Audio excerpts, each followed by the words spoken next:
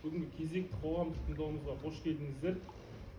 Қоғамдық тыңдаудың тақырыбы Жаңаурпа шағынауданында орналасқан МКДСМ кен орнында құрылыс тасты өндіруге арналған тау-кен жұмыстарының жоспарына қоршаған ортаны қорғау бөлімімен қоғамдық тыңдау өтетін болады.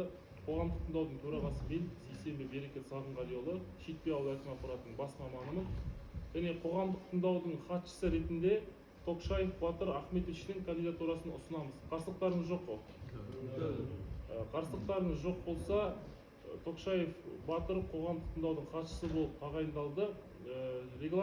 Қоғам баяндамашыға сөз сөйлеуге 10-15 минут уақыт беріледі.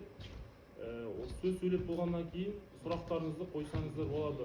Бізде онлайн форматта табиғатты қорғау басқармасынан және экология басқармасынан екі өкіл қатысып отыр. Сөз баяндамашыға беріледі. Кімдер аты жөнді айтып жіберші, кімдер қатысып отыр? Базарбай Сабина, табиғатты қорғау басқармасы. Оразбек. Қандай кім? Өкел Оразбек, экология басқармасынан. Окей. Бастай берсеңіз. Құрметті қоғамдық тыңдауға қатысушылар, Маңғыстау облысының Маңғыстау ауданындағы Жаңаурпа 1 кен орнынан құрылыс тасты өндіруге арналған тау-кен жұмыстарының жоспарына ықтимал әсер туралы есептің негізгі мақсаты қоршаған ортаның компоненттерін әсер етудің барлық фактілерін бағалау, оның бастапқы жай-күйін ескере отырып, кәсіпорынның жұмысы кезінде қоршаған ортаның сапасының өзгеруін болжау, азайту немесе жою бойынша ұсынымдар әзірлеу. Жоспарлаған қызмет жүзеге асыру орны Жаңаурпа 1 кен орны Маңғыстау облысы Маңғыстау ауданының жерлерінде әкімшілік тұрғыда орналасқан және Шетпе елді мекенінен оңтүстік-шығысқа қарай 1 км қашықтықта орналасқан. Жаңаурпа 1 кен орнында құрылыс тасты өндіру алдын ала қопсыту үшін бұрғылау, жару жұмыстарын жүргізіледі. Пайдалы қазбаларды өңдеу мынадай схема бойынша жүргізілетін болады. Бұрғылау, жару жұмыстары, сою, забой, жүк көтергіш экскаватор, автосамосвал, құрылыс орны немесе ұсақтау, сұраптау қондырғысы. Негізінде міндерде самосвалмен біздер Шетпе орнында тасымаймыз. Мына МКДС мекемесінің өзінің железнодорожный тупик дейді, осы үйір бар, сонымен вагонмен таситын бар. Сонымен мына Шетпенің жолында ондай әсер етпейді самосвалдар жүр. Карьердің жалпы ауданы 32,5 гектар, берілген жұмыс учаскесі пайдалы қазбаның теңгерімдегі геологиялық қорларын толығымен қамтиды. Карьер аптасына 5 күн, бір ауысымда 8 сағат жұмыс істейді. Карьерде әзірлеу кезінде карьердің жылдық ұзақтығы 221 күнтізбелік. Жұмыс күндері 221 бар, бір жылдың ішінде. Жобада жылдық өндіру көлемі 2006-2030 жылдары 250 мың бар. Жобалаған объекттің әрекеті кезінде қоршаған ортаны тастайтын негізгі ингредиенттер шаң мен улы газдар болады. Ұйымдастырылмаған шаң шығарындылары келесі технологиялық операцияларды жүргізу кезінде пайда болады. Ашылған жыныстарды алып тастау және үйіндірілгенге ауыстыру кезінде, бұрғылау, жару жұмыстары кезінде шаң пайда болады. Қопсытылған тау массасын көлік құралдарына тиеу кезінде шаң пайда болады. Көлік құралдардың кәретішілік және алаңдық жолдар арасында жүргізу кезінде, тау-кен массасын оның тағайындалған пункттерінде түсіру кезінде, топырақ өсімдік қабатымен бекітілмеген үйінділерден бетінен ашу жұмыстарын жүргізу кезінде болады. Құрылыс тасты тиеу кезінде, құрылыс тасты қабығын карьер жолымен межелі жерге тасымалдауда болады. Улы газдар шығарындылған көзі ішкі жану қозғалтқыштарды болып табылады. То есть улы газдар мәшіндер жүргенде пайда болады. Осы жобамен Маңғыстау облысы Маңғыстау ауданында Жаңаурпа 1 кен орнында құрылыс тасты өндіру жоспарлануда. Сондай-ақ жобалық қызметі жүзеге асыру өңірдегі де жергілікті тұрғындар үшін де әлеуметтік экономикалық жағдайы жақсартуға ықпал ететін болады. Жоспарлаған қызметте іске асыру шеңберінде қызметкерлердің жобалық саны 24 жұмыс орнын құрайды. Осылайша жобаны іске асыру Маңғыстау облысының және тұтастай алғанда елдің тұрақты дамуы үшін елеулі пайда әкеледі. Жобаланған карьердің құрамында келесі нысандар болады: жеке карьер, әкімшілік тұрмыстық үй-жайлар алаңы, карьер ішіндегі жолдар, жобалатын өндіріс объектілері орналастырылатын жерлер құнарлы қабатын сапасы бойынша төмен құнды және ауыл шаруашылық жүргізуге жарамсыз болып табылады. Қазіргі уақытта ашық тау-кен жұмыстарында саң мен газбен күресу мәселелердің көбірек көңіл бөлуінде. Өйткені жұмысшылардың қолайлы еңбек жағдайларын жасау олардың шешіміне байланысты. Бұл сайып келгенде еңбек өнімділігінің артуына және санитарлық гигиеналық жағдайлардың ғана емес, сонымен қатар тау-кен кәсіпорындарының экономикалық көрсеткіштерінің жақсартуына әкеледі. Карьерді жұмыстар тек жылы мезгілде жүргізіледі. То есть көктемде, жазда, сосын күздің басында жүргізіледі. Шам сүзуін азайту үшін мынандай іс-шаралар көзделеді: кеңжарды, карьер ашылық және алаңаралық автожолдарды, үйінділерді жүйелі күнделікті сумен суару, ал құрғақ желді ауа райында күніне 2 рет. Жолдарды карьердің өзін водовозбен су шашып тұрады. Жазғы ыссы күндерде 2 рет, былай күндерде 1 рет. Тау массасын төгілуін болдырмау үшін автосамалдардың шамадан тыс жүктеуінің алдын алу. Самосвалдарға көп зат тиемейді, өзінің нормасымен тастарын, құмдарды тиіп, шашын болмау үшін. Автокөлік мен жер қазу техникасының қозғалыс жылдамдығын оңайтылды минимумға дейін төмендеуге. То есть өзінің белгілеген скоросты бар, сол карьердің жолдарымен сол 30 км сағатына асырмай жүретін мәселелердің бәрі. Енді былай қарасаң, сұрақтар болса айта беріңдер. Осы мен кішкентай қысқаша баяндама аяқталып отыр. Сұрақтарыңыз болса.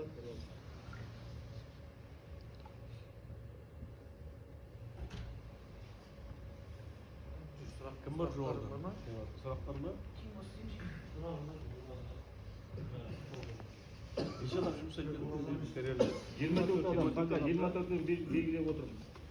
Ертең жұмыс көбейіп жатса, онда кілең шекпен тұрғындары бар. Қыста жұмыс жасалмайды дедіңіз ғой да?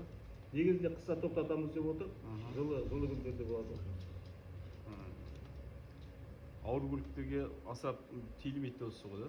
Иә, артық тиемейміз. Қазір енді темір жолмен білесің, бәр жерде қазір темір жолмен тасымалдайын деп отқан жоқсыздар ма? жоқ, апарады ғой темір. Дровелькіге апаратын тастайды отыр, жарған. Иә, тупикке апаруға да. Тупикке бару кезде ма? Иә.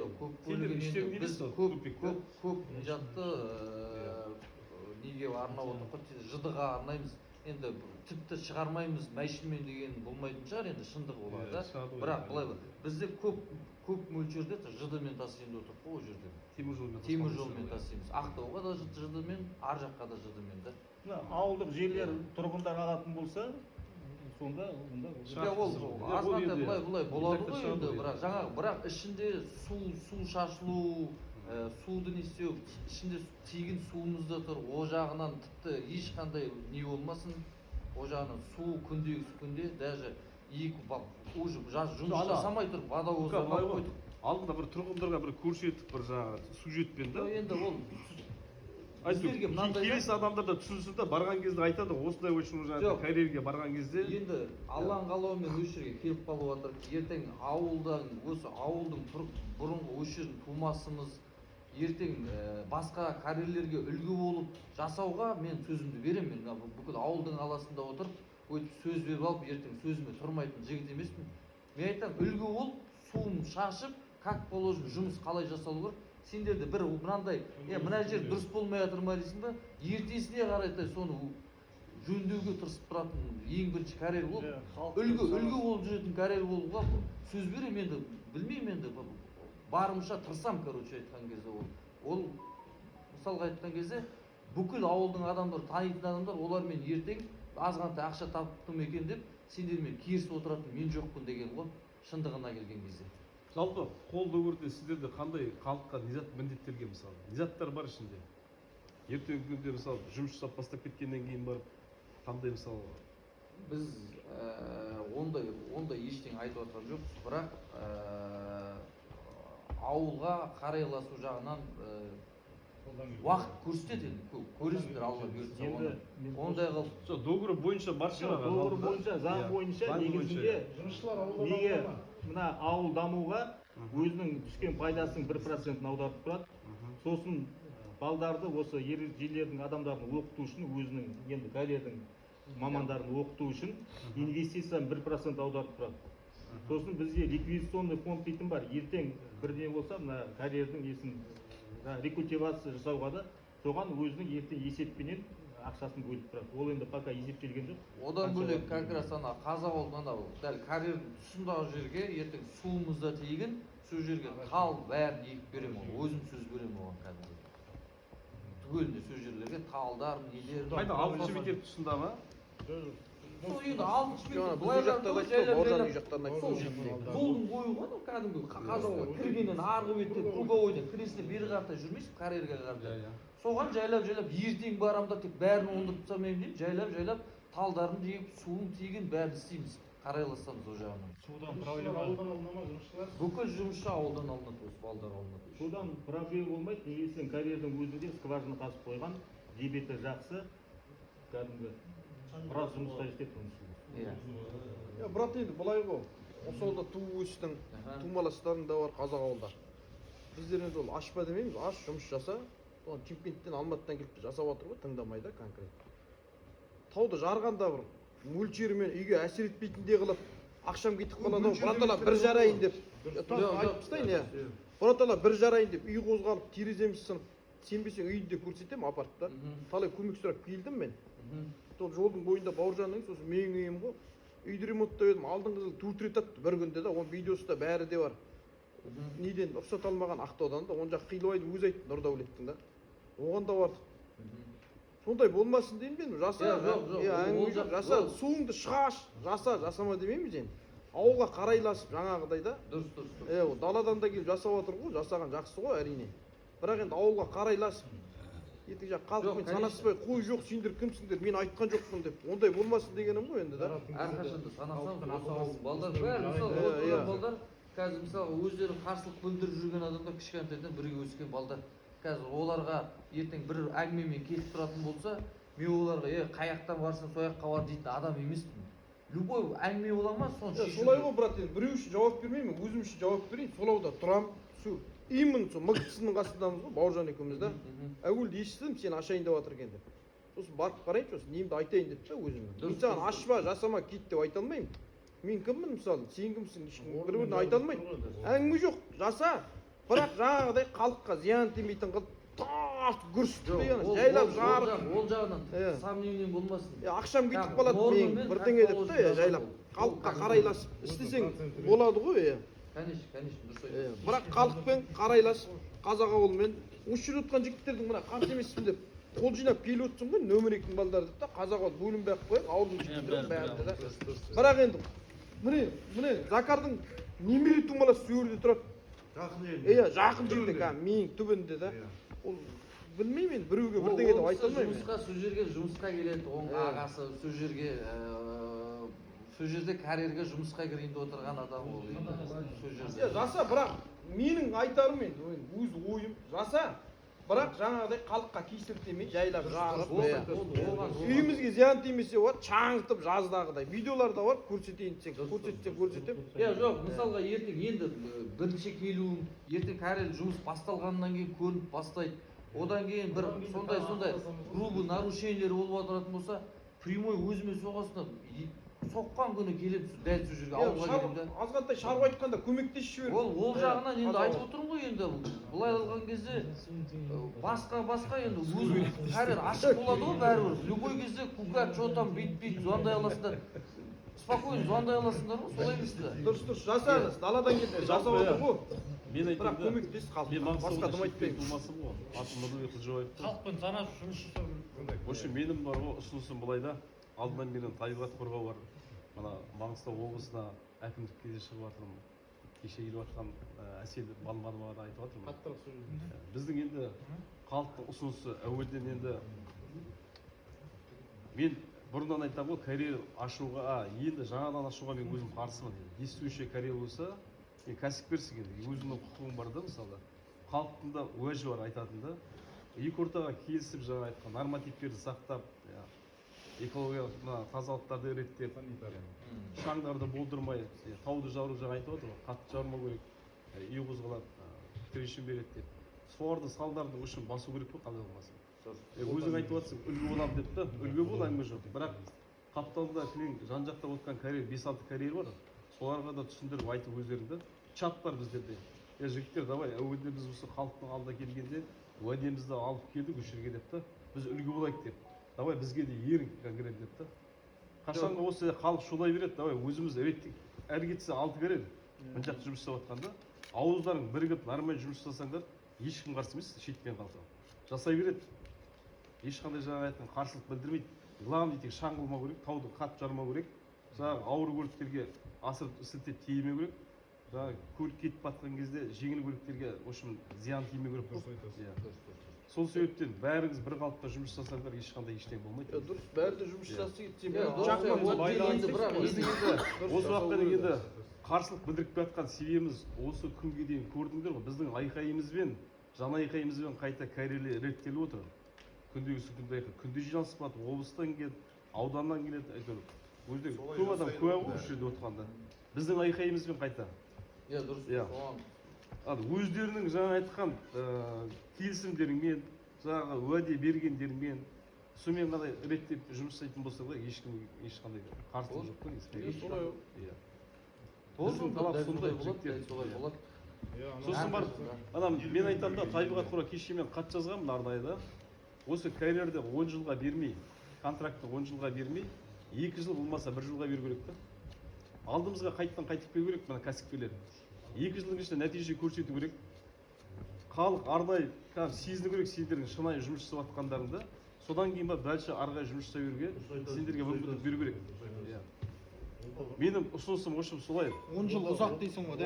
10 жыл ұзақ, себебі жігіттер айтайын. Онда бір жағынан дұрыс, бірақ 2 жыл сәл аз да 3 жыл хотя бы. Жоқ, олай емес, мен айтайын жігіттер. Кука, сізден кейін келетін бар ғой, тағы да өзің сияқты азаматтар бар. 7 бар. 7 жігіт бар. Өзің сияқты 7 жігіт бар ертең келетін да. Оларды біз бөліп жармаймыз ертең да. Давай Кукаға берейік, Асылбекке бермейік, Нұрлыбекке берейік деп та. Бәріне бірдей болсын деген тарапта 2 жыл болу керек те барлығына да. Әуелде енді нұрлаттар өтіп кетті ғой. Солардың жаңа айтқан, мен айтам, қайттан жаңағы контрактысын, егер де нарушение болса, қайттан контрактын бұзуға заңға өзгерістер енгізу керек те. Жоқ, міне, енді дәл осы айтып отырсың ғой, міне, мына жерде көпшіліктің алдында отырып, мен сөзімді берейін. Мен айтайын, 2 жыл, бірақ жаңа айтып отырсың, дұрыс, бірақ біздің бүкіл документ 10 жыл болып дайындалып кеткен. Қазір өтсең 2 жылға істеу үшін қайттан түгеліне барып жаңағы 3-4 ай тағы да жүріп жаңағы документтерді істеу керек. Ол кішкене машақаты көп болды да. Мен лично 2 жылда сондай қатты нарушение болып, ауылмен айқай болып жататын болса, міне сөзім тастаймын да кетемін сол жерде карьерді. Маған керек емес ары қаратай. Өзімнің мүмкіндігім жасай алмай жатырсам, Кука, ол саған қойып жатқан жоқпыз біз. Жоқ, дұрыс. Біз мемлекетті қойып жатырмыз да. Келесіде, мысалы, келесілерге сөйтіп қоя беріңдер, нелеріңді істете беріңдер. Мемлекет арзаны қарайды, 10 жылға бере ме? Ол саған қазір біз айқай шығарып, давай 2 жылға 6 айға бер десек те, ар жақта мемлекеттің тапсырмасымен болатын істерді, бірақ халық бұл біз ұсынысымызды айтамыз да мемлекетке. 1 жылға тіпті 15 жыл болса да халық ерекшеліктерін көріп отырсың қазір системада. Халықтың айтқаны болмайды, деген болмайды, мемлекеттің деген болмайды. Тәртіпке бағынбайтындар алдында мына 17 жыл кодекс шықты, жаңадан да мына жер қойнауын пайдалану. Оның алдында 25 жылға беретін еді келісім шарты да, 25 жылға. Қазір мына 17-те жаңадан қабылдады кодексті. Сол бойынша 15 жылын алып тастады да, енді ең үлкен максимальный беретін уақыты 10 жыл. Біз айтамыз да, мысалы, мемлекеттің заңында енді 10 жыл деп жатсыз ғой, меморандумға отыру керек әрбір карьермен да, келісім шартпен барып 2 жылға қылу керек та. Проект үшті барлығын әкеліп мысалы да. 2 жылға қылу керек болды. Айту 10 жыл деген слишком көп, қайттан қарастыру керек сол заңда. Оны үкіметке ұсыныс жасаңдар. Жасадым айтып отырмын, жасап жатырмық біздер. Біздің айтуымыздың кемі жоқ, айтып отырмын ғой. Біз кәсіпкерлерді қолдағымыз келеді, бәрі ауылдың азаматтары жұмыс жасасын. Ешқандай біздің зиян неміз жоқ оларға. Ол жаңағы әрбір мекеменің ол қалай жұмыс жасап жатыр, қалай табыс табатынына қарай шығар. Ол магазин болса күнде саудасы жүретін, оларды 1-2 жылдың істеуге болатын шығар. Жоқ, оларды мысалы шығарып отқанда реттері бар шығар бәрі. Ұсынысымыз ғой, карьерге қойып отқанда. Бізге қайтып айналып алдымызға келсін өтіп Кукаға. Сен мысалы ана жігіт бәрі келсін қайтадан 2 жылдан кейін. 2 жылдан кейін қайттан міне әуелде сіздердің алдарыңызға келдік, келгеннен кейін 2 жылда сендерге жаңа айтқан біз уәдемізді бердік, уәде бойынша жұмыс жасап жатырмыз. Міне жолымыз мынау, суымыз мынау. Әрмен қарай тағы да жұмыс жасаймыз осылай деп та. Халықтан шағым болмаса кете бересің ары қарай. Егер де халықтан шағым болып, енді қазір айтқаннан кейін ертең қайттан бастасаң тау жаруды мысалы да, шағынтуды 10 жылдан кейін сенен қайдан сұрап аламыз оны? дұрыс соған. Солай ма? Иә. 2 жыл алдымызға келген сайын әйтеуір отчет беріп отырсаң, Дұрыс. өзің де жөнделесің, халық та жөнделеді, мысалы мемлекетте жөнделеді. Иә, бәрін көріп отырмыз өзіміз да.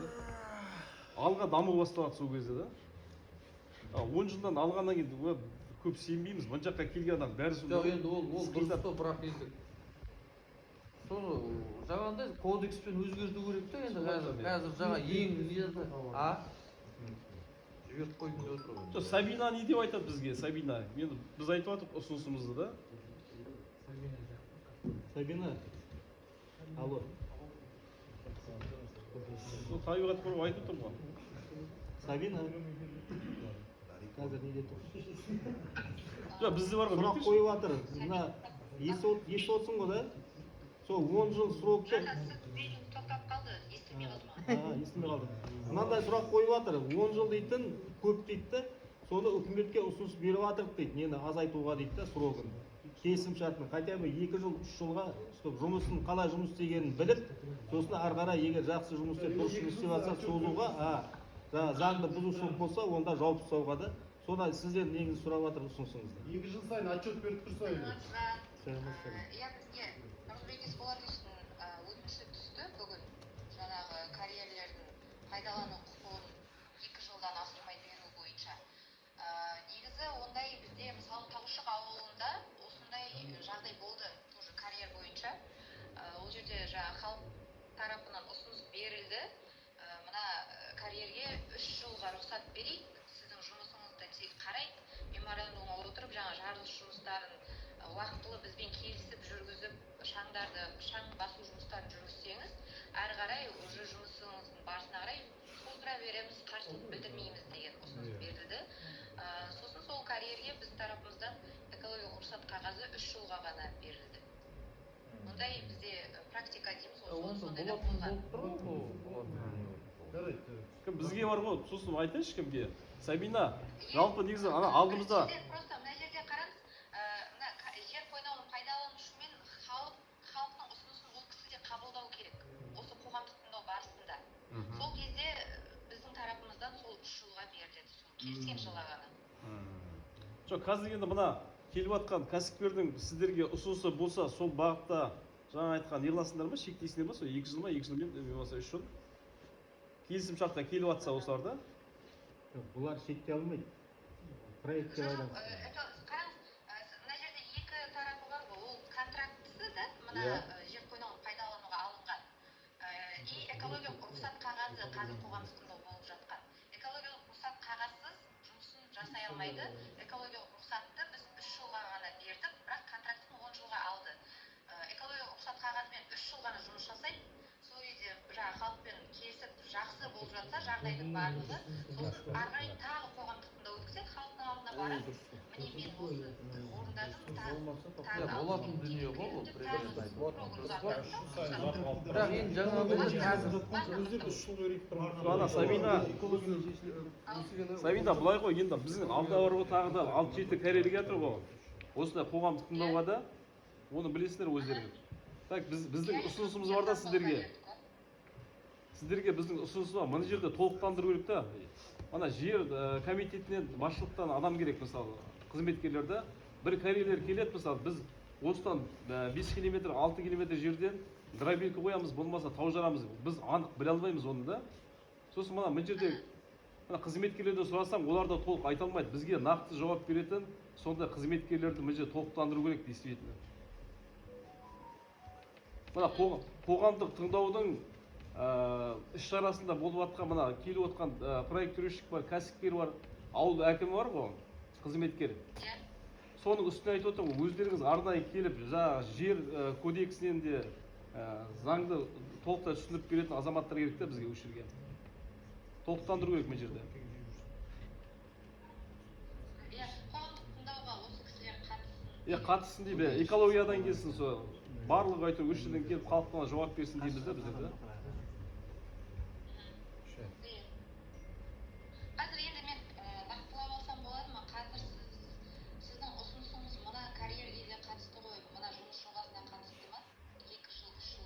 иә осы біз осыған қатысты в общем алда келатқан корейлерге де қатысты барлығына бірдей талап болсын деп отқаным ғой өзімше. Аха. Нәже 3 жылға деп беріп жатсыздар ма? Экология Жоқ, жағын ғой жаңағы. біз просто мен кеше хат жазған кезде 2 жыл деп не қылдық қой енді. Былай Жоқ, енді біздің енді енді бір минут. Ну-ка, Нұрлыбек. Мына жерде біздердің бүкіл қағаз уже дайындалып кеткен. Қазір сендердің ұсыныстарың бүкіл айтып отырмын. Қазір қағаздар бәрін переделать ету керек болады да уже да біздерге. Мынау тек купка қарамай келесі дәрілерді сөйтіп бастай беріп айдап келеді ғой. ана не қылады ғой. Купка это ауылдың балдары ғой. Былай да бар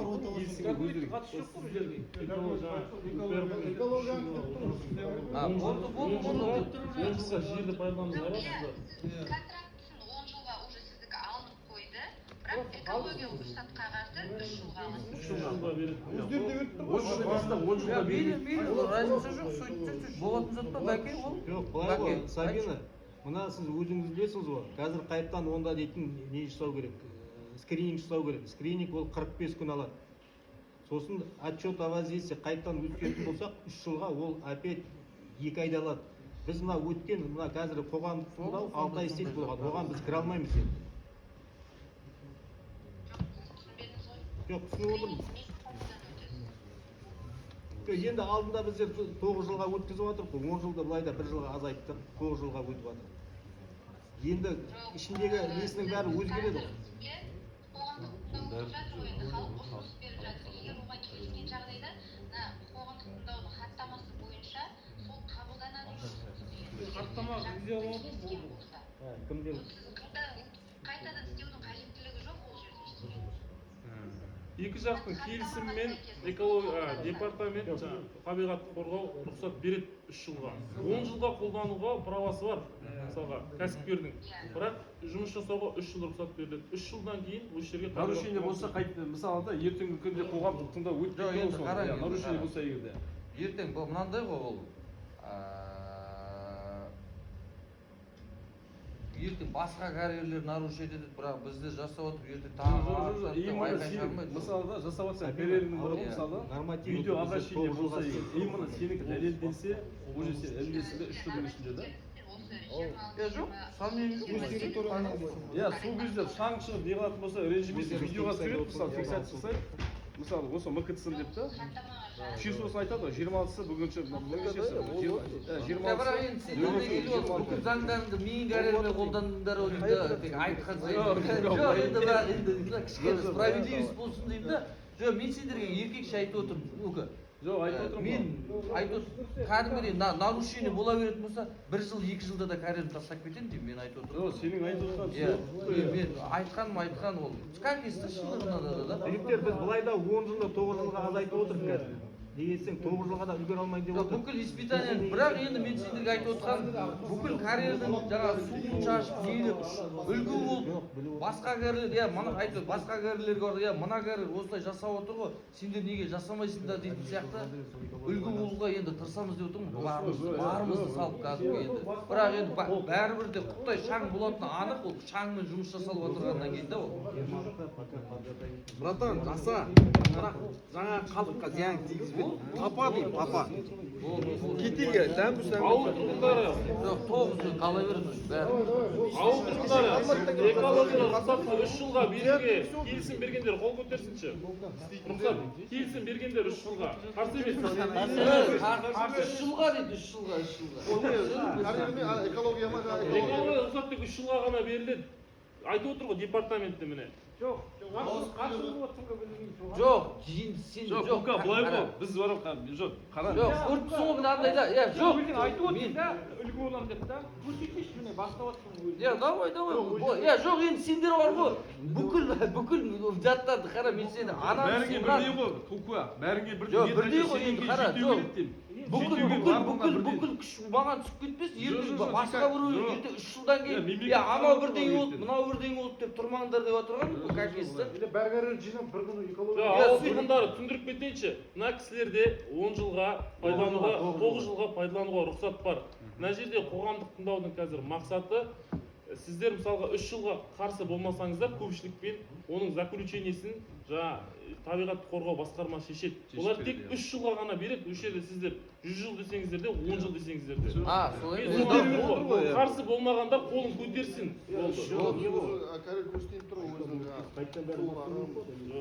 Жоқ, айтып отырмын, қайта жасақтап керек емес деп.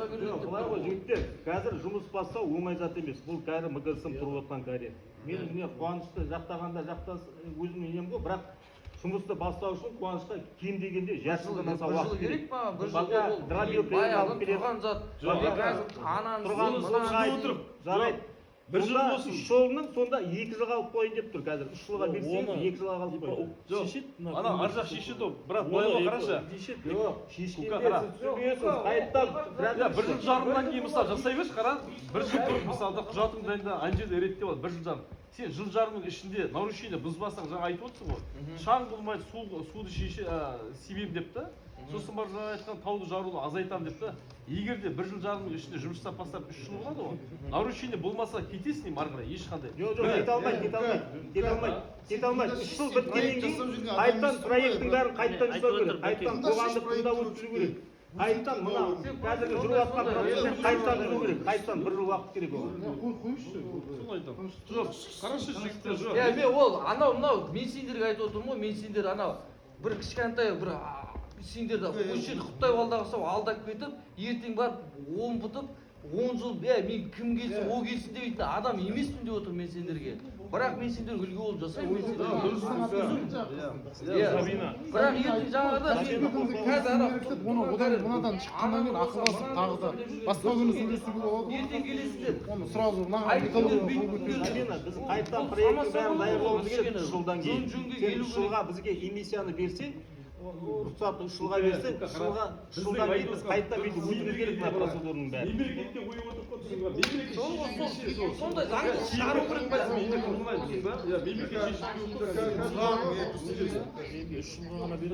Жоқ, қайттан өту керек мынаның бәрі процедура. Тағы 1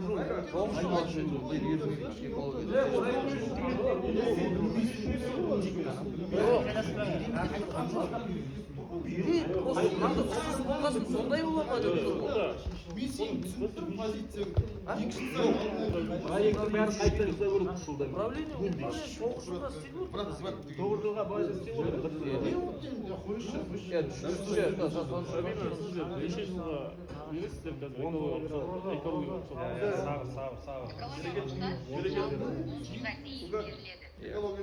Ал мына кісі егер келісетін болса, екі жақ тараптан 3 жылға келісуге болады да. Иә, бірақ жаңағы Батыр Рахметовичтің айтқанына сәйкес 3 жылдан кейін қайтадан қоғамдық тыңдау өткізеді, қайтадан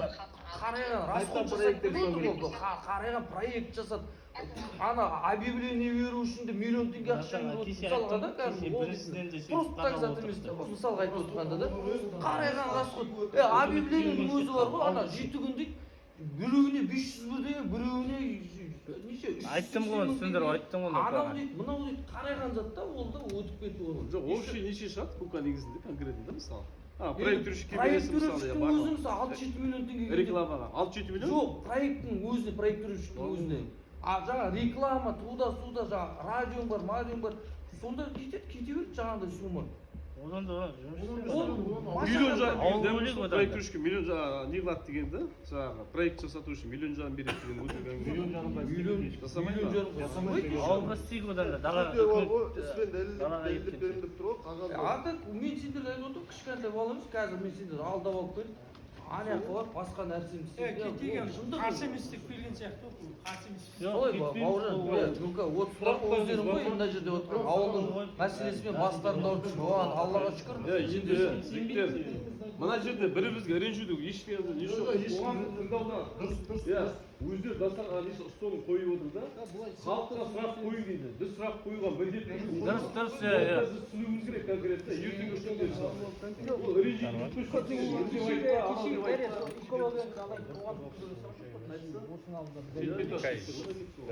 жоқ шетпетасқа бөлек бока ана мусор төгетін бірдеңе алайын деп жүр экологияны бада карьерінен бөлек зат жалпы жігіттер біздердің айтатынымыз жалпы жаңағы ғой біздің жаңа айтқан қойып отырған талабымыз мемлекетке көк айтыста жақсы сен жақсы қылып жұмыс жасайсың мен саған сенемін конкретно ауылдың баласысың елдің баласы алдамайсың айтып отырсың қаралды осылай болмайды деп ертең сен жетеу келеді деп айтып алтау келеді ертең алтауына біз бәрінде бірдей тепе тең ұстауымыз керек қой деп отырған ғой алтауында біздің алдымызға 3 жылдан кейін қайтып келу керек та егер де сен жақсы қызметін жасасаң кете бересің ал алтаудың үшеуінің бір дұрыс жасамаса ертең жаңа айтқан ол нука былай ғой қазір анау дейді қайттан бәрібір процедура бар мына жақта да істе дейді бәрібір да жоқ ол айтып отырмын ғой жаңағыдай да проект бәрі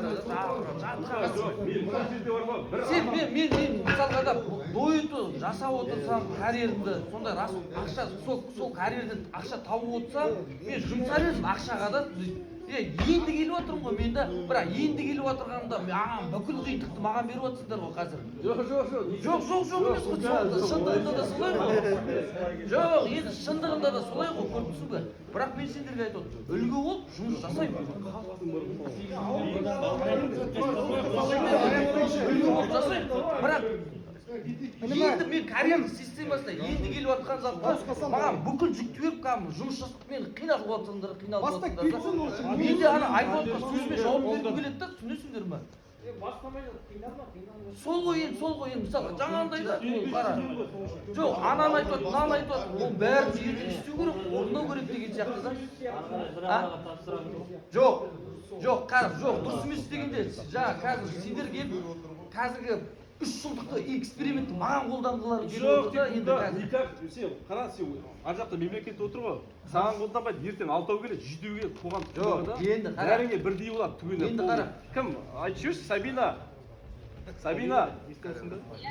қара қазір мына қоғамдық тыңдаудан өтеді да осы корея мкцм-да ертең 6 корея келеді ғой келген кезде оларға жаңағы 10 жыл беріледі да тек мына мкцм-ға 3 жыл беріле ма экологиялық жаңағы талап қалай болады түсіндіріп жіберші соны жоқ ол нука сен дұрыс сұрақ қойып отырған жоқсың ғой вообще түсіндіріп жіберсінші просто ондай заң жоқ ұсыныспен қазір сондай ұсыныс болғандықтан сөйтіп қабылдайын деп отыр жоқ біліп отыр ертең де басқа корейлер ол ұсынысқа қабылдай ма қабылдамай ма мысалы жоқ біздің ұсынысымыз деп сен видео отырсың ертеңгі күнде мына қоғамдық тыңдауда табиғат қорғау маған сол талапты қояды да ертең аларға жоқ енді талапты қойғанда ол карьерді істеп жатырған адам жаңағындай ғой ол да бәріне бірдей талап қоятын шығар істеу керек деп айту керек қой бәрі олар келіспеймін деп шығады ертең онда келіспесе онда олар ала алмайды кука онда келіспесе онда ала алмайды біз жинақтаймыз оны елдің барлығын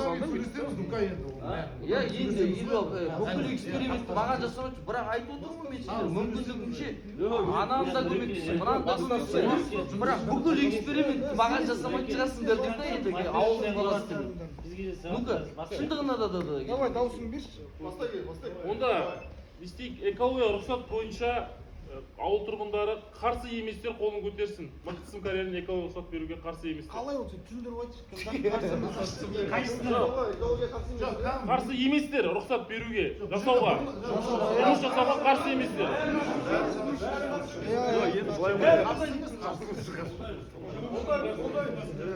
болмаймыз жұмыс жасасын қарсы адамдар қолын көтерсе жоқ былай ғой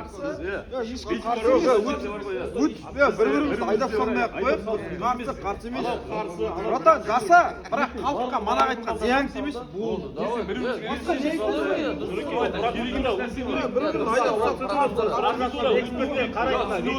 братан қара мен сіздерге барма карьерді мысалы жауыпса болмаса істетпейін деп келіп отырған жоқпыз просто мемлекет арасы кәсіпкер арасы келісімге келіп осы азаматтарға бір әлеуметтік желі осылай жасасын деп та бірақ